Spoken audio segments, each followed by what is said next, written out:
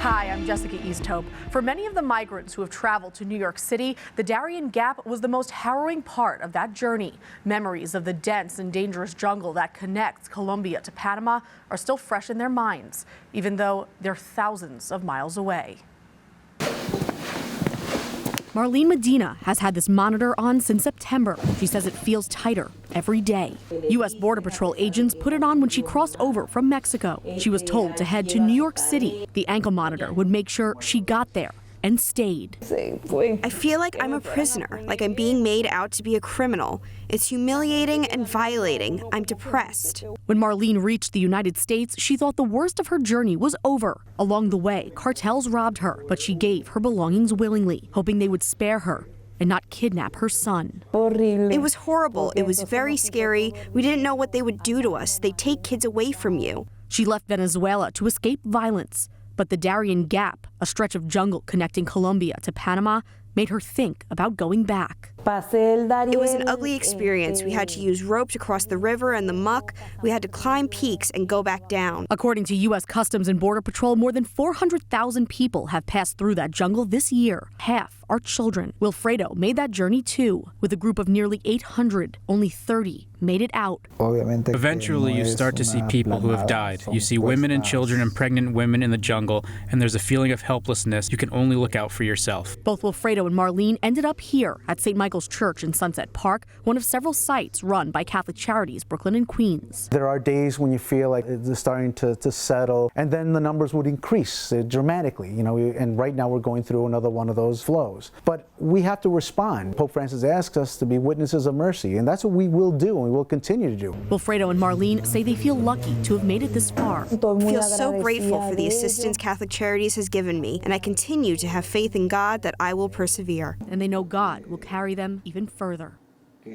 To help Catholic Charities assist the migrants coming to New York, just go to ccbq.org to donate. The work of CCBQ is part of what Brooklyn Bishop Robert Brennan calls the Catholic response to the migrant crisis. In an article to the Tablet, Bishop Brennan reminds his flock that Christ tells us to welcome the stranger, and that is exactly what CCBQ and various parishes in the diocese are doing for the migrants coming to New York. He also recognizes the need to reform the systems that have caused the migrant crisis, saying the policies are neither compassionate nor sustainable. To read the bishop's full column, just go to thetablet.org. A Queens Catholic high school had an early Veterans Day celebration Thursday morning, holding a tribute to their alumni who have served the country. Oh, sing, can you see? St. Francis Prep invited 11 alumni who served in the Navy, Army, Marines, and Air Force. The men spoke to students about their experiences overseas and how their time at St. Francis prepared them for their service. They say their belief in God guided them during the most difficult moments. I think my Catholic faith to do the right thing and help people out really prepared me well for what I saw in Iraq and the things we tried to do. Every Sunday, myself and my staff sergeant out there, we used to go to church every Sunday. And as I said over there, we have a towel cross that we get as a senior. I took that with me to the Middle East, and I had that with me every day. St. Francis has a history of helping veterans. Their social studies department raises money for America's Vet Dogs. One of those pups in training visited the students on Thursday. St. Francis Prep is currently fundraising for their 4th therapy dog. For more info on how to donate, just head to our website, currentsny.tv. This year, a group of formerly homeless veterans living in Brooklyn are anxiously awaiting the opening of a new bagel store in Coney Island. They're not so much excited about eating the bagels, but making them. Cyclone Bagels will be hiring the vets, and one in particular who's filling a specific hole in their workforce. Does that work? When you walk into this storefront on Surf Avenue in Coney Island, it takes some imagination to picture a bustling bagel store.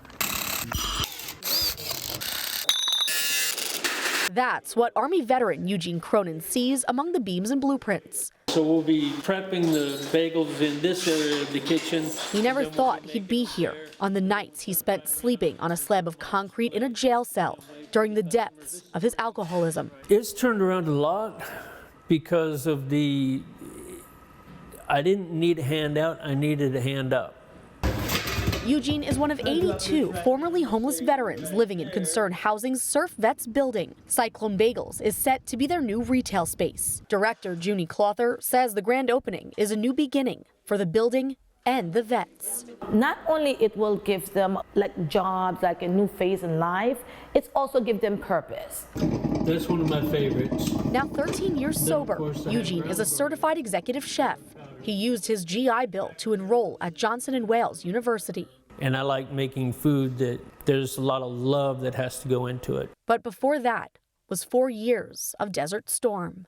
We saw a lot of combat, and we're marching across. There's nowhere to run, nowhere to hide in the desert. For the Bedouins to cross the desert safely, and in the first line are the little girls, because if there's a landmine, one of the little girls will get blown up. Eugene's service to his country left him with those memories and a military discipline he can't shake. But that's exactly what Beth George wants in the kitchen. Her business, Be Your Own Boss, or BYOB Bagels, is partnering with Concerned Housing to open Cyclone Bagels. Veterans sacrifice a lot to be veterans. Often, if they've been in combat, especially, they come back with special needs. And just to see the impact on the individuals, that moved me. Eugene knows how badly he and his fellow surf vets need this. We got a bunch of people upstairs just rearing for this place to open up and get going. You get to serve people. I don't know how to describe Eugene. His attitude is such a light. He loves helping other people. Concerned Housing has given Eugene a new sense of stability, and Cyclone Bagels has helped his faith come back around. I don't have a shotgun to my chest. I don't have a bottle of booze next to me. Wow, the future is amazing.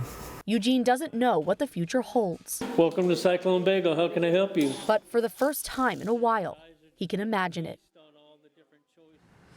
Eugene says he doesn't know what his title will be or if he'll even be hired, but I'd say his chances are pretty good. Cyclone Bagels is set to open March of 2024.